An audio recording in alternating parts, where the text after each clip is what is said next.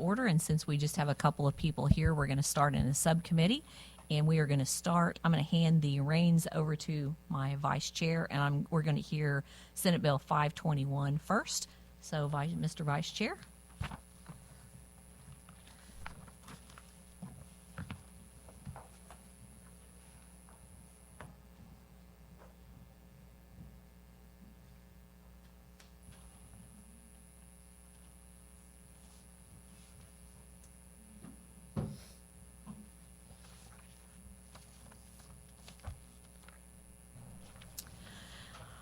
All right, thank you, minor members of the committee. We don't have very many of us.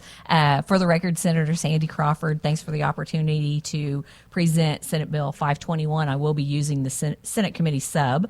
So the Second Injury Fund is a fund administered by the Division of Work Comp that works for the benefit of individuals with previous work injuries. This fund began in 1943 as a way to assist veterans who had become disabled during the Second World War in finding gainful employment. So an employer would no longer have to worry about hiring an individual with the previous injury, since they would not be liable for the previous injuries on the current job. So the Second Injury Fund is funded by a surcharge, which is not to exceed 3% of an employer's workers' comp premiums, and a supplemental charge not to exceed 2.5%. This will sunset in 2023. The supplemental surcharge has existed since 2014, and that was set in effect as a way to rectify the insolvency of the fund at that time. The current sunset was not sufficient for keeping the fund solvent. So in order to ensure funding for the Second Injury Fund, to ensure that it is sufficient to keep it solvent, this bill will extend the supplemental surcharge sunset to 2026, and the cap on the supplemental surcharge will be lowered from 3% to 1%, and that is being done in accordance with an actuarial report. This does not mean that the supplemental surcharge rate will be 1%, but that will be the maximum rate. In addition, this bill would change the ability of the division director to set the rate from the nearest 0.5% to the nearest 0.25%. This is further going to help employers, and it will help ensure that the employer tax burden is kept as low as possible. I'm happy to answer any questions. I believe I have some expert witnesses behind me that can answer them as well, or maybe even better. Thank you for that presentation. Do we have any questions for the bill sponsor? Seeing none, thank you again. First witness testify in support.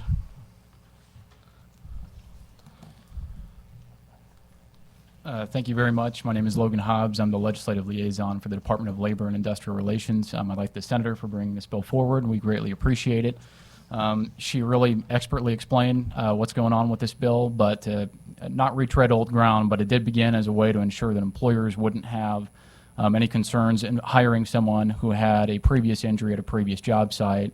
If they exacerbate the same injury under their current employment, there is a shared risk pool created by the SIF. That's what the benefit was to employers. It would not hit individual workers' compensation rates, which those injuries would go through the regular workers' compensation program if they were not going to go through SIF. This program did experience solvency issues, and then around 2014, we came together with employers to create this supplemental surcharge. As the senator mentioned, there's a 3% surcharge in statute. The director is not allowed to set it above 3%, so the supplemental was then created. In 2023, the statute says it wouldn't increase past 2.5. Looking forward with the independent actuary report that we have done on this fund, and then what we anticipate from our internal projections using those figures, which you can find on the handout that was passed out to you, those numbers, we're anticipating a need for 0.75% starting in 2025, lest the fund face the solvency issues. Which is the reason why we also wanted the statute changed to the nearest 0.25%, because we don't need to levy a higher tax on employers if we can get it done with a 0.75% supplemental rather than an unnecessary 1%. So we would like to also thank the employer community. They've really worked with us hard on this one, and we think we've reached a good compromise coming back in 26 when more actuarials come in and we have a better idea of what that fund's going to look like in the future. That's all the bill does. This committee substitute will extend it to 26 rather than 28, and we're asking for 1% cap. And as the senator mentioned, that's the highest it would go. It's not going to be 1%. We would be able to react to the market in 26 whenever those years come around, and we have a better sense of what it needs to be. I'd be happy to answer any questions at this point, but that's pretty much what the bill does. So. Thank you for that testimony. Is there any questions for this witness from the committee? Seeing none, thank you again for being here. Make sure all of our witnesses, if you fill out a witness form and leave that. Next witness to testify in support. Proceed. Mr. Chairman, excuse me, members of the committee, Ray McCarty, President of Associated Industries in Missouri. We worked with the Department of Labor and are very happy to arrive at this compromise. We think that 1% cap on the surcharge will be sufficient, and we think making the increments 0.25%, it makes a lot of sense too. It helps you right size the increases that they need. That actuarial report is very reliable. It's something that we had put in when we put that second injury fund surcharge in place. And so we're very happy that we have that data to actually be able to figure out what their claims are supposed to be and make sure we have enough fund money in there to take care of it. So we're happy with the sponsor putting this substitute out there and happy to answer any questions. Any questions for this witness from the committee? Hearing none. Thank you again for being here. Next witness testify in support.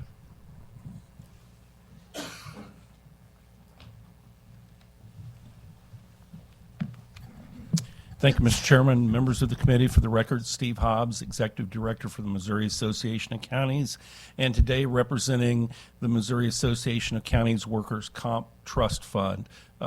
We provide workers' comp benefits for 90 counties and some 10 public health agencies around the state and over 3,000 employees.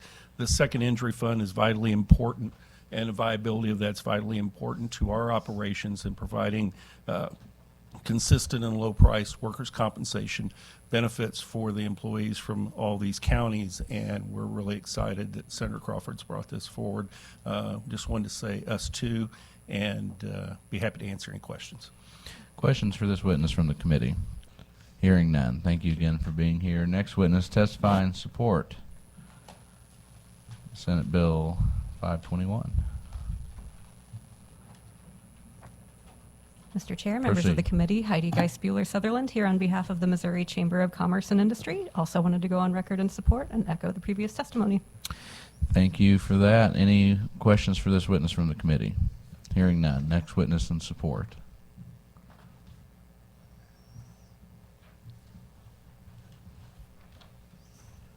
Mr. Chairman, Brad Jones with the NFIB. I am certainly glad we've got this worked out. I've been around for a long time and have seen lots of things happen with the second injury fund, and I am glad that we were going to keep it solvent, and we can do so even at a lower rate. So that's about it, and I think everybody did a really wonderful job of explaining this, because the second injury fund isn't exactly one of the sexiest or easiest things to talk about. So thank you. I'll be glad to answer any questions. Questions for this witness from the committee? Hearing none. Thank you again for being here. Any other witnesses testify in support? Seeing none. Any witnesses here to testify in opposition? Any witnesses here to testify for informational purposes only? Any final comments from the bill sponsor? As you can tell, everybody loves the bill. I think it does strike a good balance between keeping the fund solvent and not gouging our business partners, and I think it's a great bill, and I appreciate the hearing. That will conclude public testimony on Senate Bill 521, and I will turn the committee back over to Madam Chairman.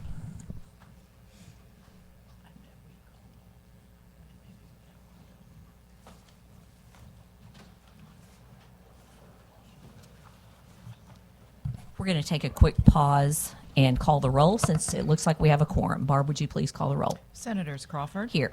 Trent. Here. Brown. Here. Hoskins. Huff. Mosley. Roberts.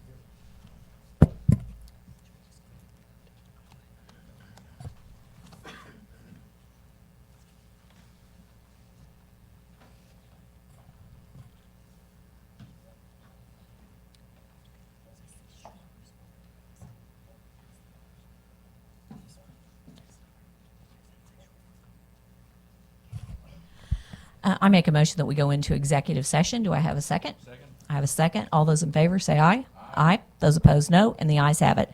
We have one bill to exec on, Senate Bill 263, and I move that we take up Senate Bill 263. Do I have a second? Second. I have a second. All those in favor say aye. Aye. Those opposed say no. And the ayes appear to have it. The ayes do have it. This is Senator Eslinger's bill that we heard a few weeks back dealing with the motor vehicle responsibility as far as the insurance. This legislation creates a statewide uniform insurance verification system. I move that we vote Senate Bill 263 out of committee do pass. Do I have a second? I have a second. Any discussion? Seeing none, Barb, would you please call the roll? Senators Crawford, Aye. Trent, Brown, Hoskins, Huff, Mosley, Roberts. 4-1. By your vote of 4-1, you have do pass Senate Bill 263. I make a motion that we go out of executive session. Do I have a second? I have a second. All those in favor say aye. Aye. Opposed say no. The ayes have it. We're back in regular session. Senator Trent, I believe we have two bills to hear from of yours. We'll start with Senate Bill 342, and you can proceed whenever you are ready.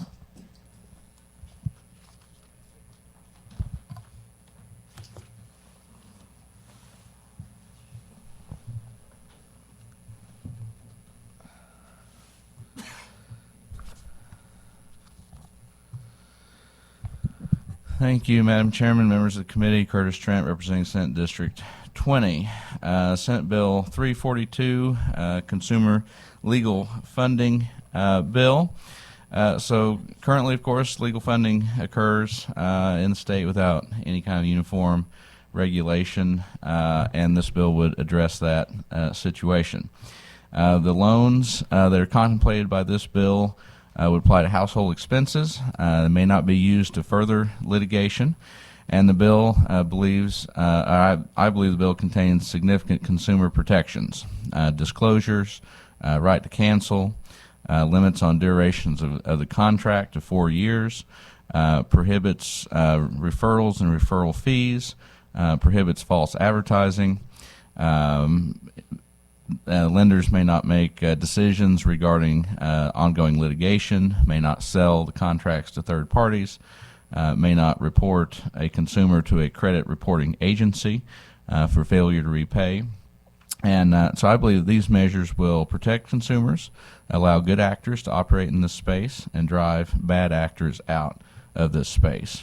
We've worked extensively with stakeholders throughout this process. There may be a few minor tweaks that are left to be had, but I think we've pretty much achieved a consensus agreement at this point, and really appreciate the opportunity to present the bill and the committee's consideration. I'd be happy to answer any questions. Questions for the bill sponsor? Seeing none. First up, wishing to testify in favor of Senate Bill 342. Just a reminder to please fill out a witness form and leave that on the table for us. Thank you. Thank you, Madam Chair. My name is Eric Schuler, and I'm the president for the Alliance for Responsible Consumer Legal Funding. We're the trade association that represents the companies that offer this product. Maybe just might help some of the members who aren't familiar with what consumer legal funding is, kind of walk through the process. So let's say you're involved in a car accident. On your way home from work, no fault of your own, someone blows a red light, hits your car. You're injured. Maybe you lose 1 or 2 paychecks because of your injury, but you're back at work. But because you've missed those couple of paychecks, you've fallen behind your mortgage, rent, car payments, things like that. You've retained an attorney to help you with your case. As your case is going forward, you're finding yourself a little bit short. Go to your attorney, and your attorney says, well, we've got a good case here, but it could be, 6-7 months or more before we get a good resolution on this. The companies will take a look at the case and say, based upon our experience, your case should settle for X. And we typically fund no more than about 10% of that up front, and then recover on the back end plus a fee. But if the case doesn't resolve, or if there's insufficient funds of the proceeds of the settlement, meaning after attorney's fees, medical liens, statutory liens, maybe a child support issue, whatever, after all of those are satisfied, if there's not enough money left over for the company, the consumer owes us nothing. Even in the rare instance, and it does happen on occasion, where the consumer drops the claim. They go to their attorney and say, hey, where are we with this? And they say, hey, it's going to be at least another 6 or 8 months. They say, listen, I'm tired of the cold weather here. I'm moving to Florida, and I'm dropping the claim. There's nothing we can do. We cannot go after that consumer as long as at the time in which we funded them, there was no fraud involved. And in order for fraud to be involved, their attorney would have to be involved. And I don't know many of attorneys who are willing to lose their law license over a few $1,000s that someone else got. Once the case is settled, the attorney, the money goes into the attorney's trust account, and then the disbursement of the funds goes. So the attorney gets their money. As I said, any medical liens, medical payments, mechanics liens, whatever, those are all satisfied, and then we recover. What's really nice about this piece of legislation is we have, as Senator Trent said, very broad consensus on it. Senator Crawford, I know you worked on this years ago, and this is something that's been around this Capitol for, I think, about a decade. And we finally, I think, come to an agreement where all the interested parties have a good framework, very good, strong consumer protections. The consumer knows day one exactly what they're getting themselves into. As the senator said, there is no quid pro quo between funding companies and attorneys or medical providers, that everybody knows exactly what they're getting themselves into.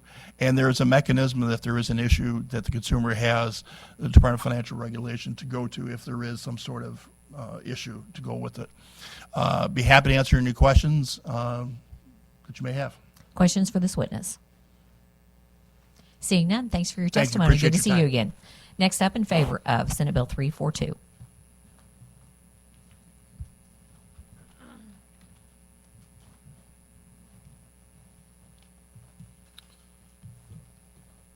Good afternoon. My name is Rich Albashan. I'm a registered lobbyist for APCI. It's American Property Casualty Insurance and the Missouri Civil Justice Reform Coalition. I believe this is a good consumer protection bill.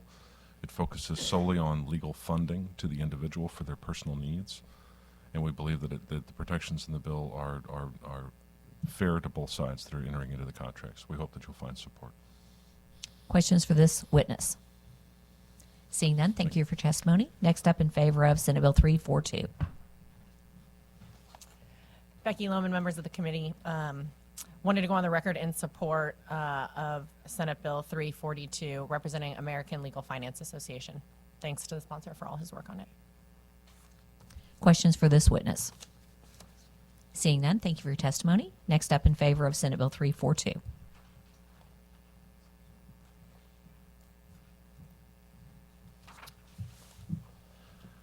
Good afternoon, Madam Chairman. Heath Clarkston with Clarkston Nelson here on behalf of the United States Chamber of Commerce.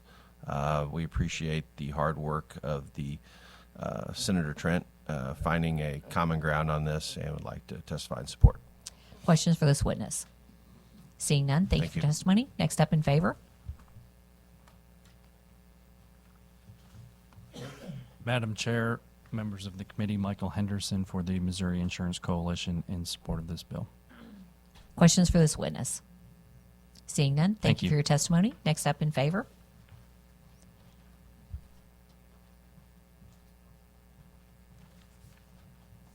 Madam Chair, members of the committee, Heidi Geis-Bueller Sutherland here on behalf of the Missouri Chamber of Commerce and Industry, also in support.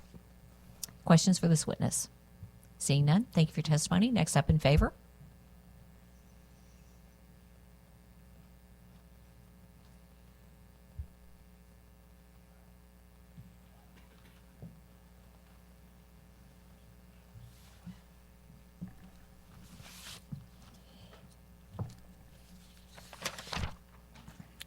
Thank you, Madam Chairwoman, members of the committee. My name is Arnie C. A.C. Dinoff, State Public Advocate.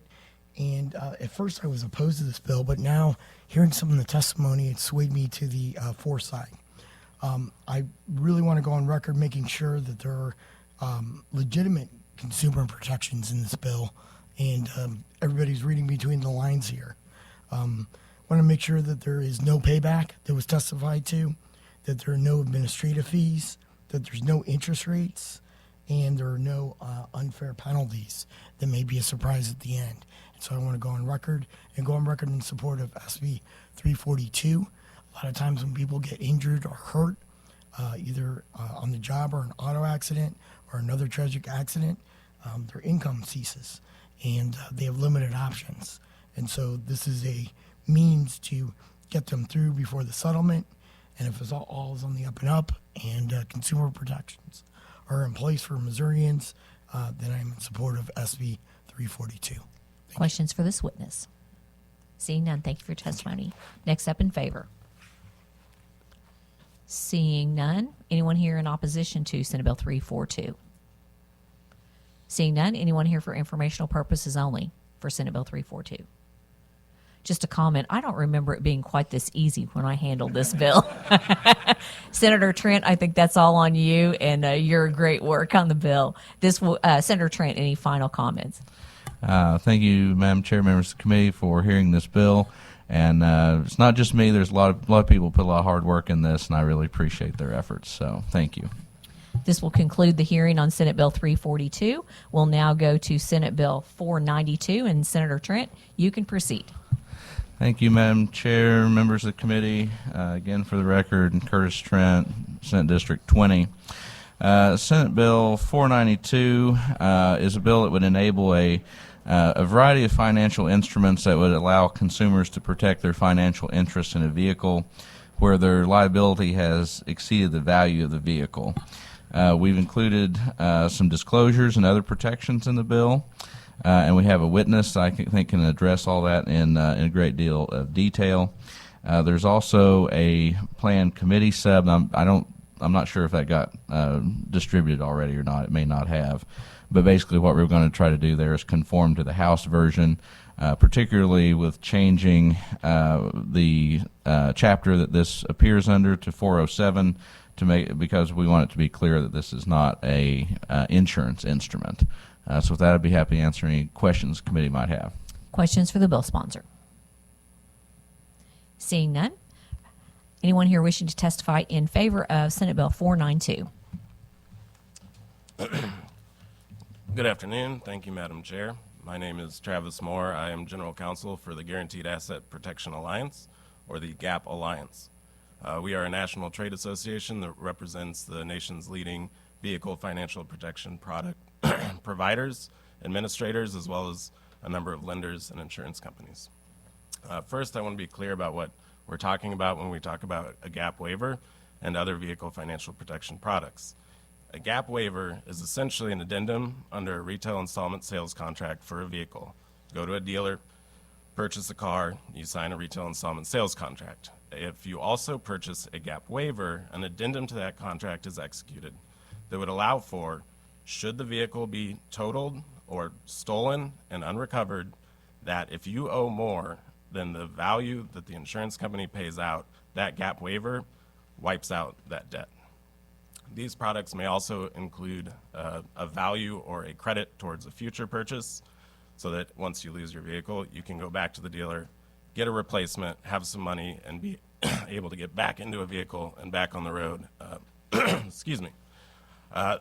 What we've done here with this bill is introduced a comprehensive framework for the regulation of both GAP waiver products and other vehicle financial protection products. Currently, under Missouri law, a GAP waiver is an authorized charge under a retail installment sales contract, but there is not a comprehensive framework for how those products get offered and what's required in those products. This bill would create that framework both for GAP waiver as well as a number of additional vehicle financial protection products, thereby expanding the available products for consumers to protect their very important interest in their vehicle. Those products include things like EWU, which is extended wear and use waiver, which is essentially a GAP waiver but for a lease. It also includes things like depreciation benefit agreements or diminished value agreements, which again, depending on the context, provide different benefits. So this would create a similar framework for all of these products under which important consumer disclosures are had, which includes informing consumers that these are 100% voluntary products and that the conditioning of the sale or the conditioning of the finance terms cannot be on the purchasing of these products, right? The other big aspect that's extremely important for consumers is that these products are required to be backed by some sort of financial assurance. Typically, that takes the form of a contract liability insurance policy. So if something happens in the future, for any reason the provider is unable to provide the benefit, there's an insurance policy that ensures that those consumers can get the value of the product that they purchased. With that, I'll open it up to questions. Questions for this witness? Seeing none, thank you for your testimony. Thank you. Next up in favor of Senate Bill 492. Seeing none, anyone here to testify in opposition to Senate Bill 492? Seeing none, anyone here for informational purposes only for Senate Bill 492?